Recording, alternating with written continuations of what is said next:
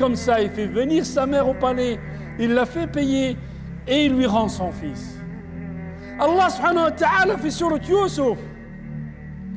Youssouf est tellement éprouvé qu'il demande à être en prison pour ne pas être éprouvé par les turpitudes de ses femmes.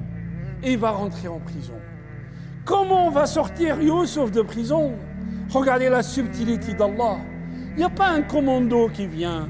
Il n'y a pas une attaque avec un missile ou rien. Non, rien de cela. Quoi? Un rêve. Un rêve du roi qui fait transformer Youssouf d'un prisonnier au premier ministre ou au ministre du budget qui gère tout le budget de l'État du royaume.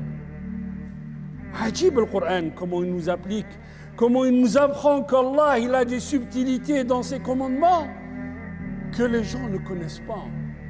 Des fois Allah il te fait faire, Wallah ayyuha al-ikhwa, on était avec un frère, on démarre de la maison, on fait un bout de chemin et au bout du chemin il me dit j'ai oublié quelque chose. Il faut qu'il revienne à la maison. On revient à la maison, il récupère ses affaires ou ce qu'il a oublié. Et sur le chemin, on voit un frère qui attend le bus, qui a raté le bus et le prochain bus, il vient dans 20 minutes, il va être en retard pour son travail.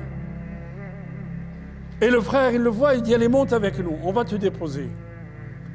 Et j'ai expliqué au frère, j'ai dit tu sais ce qui s'est passé? Allah nous a envoyés vers toi.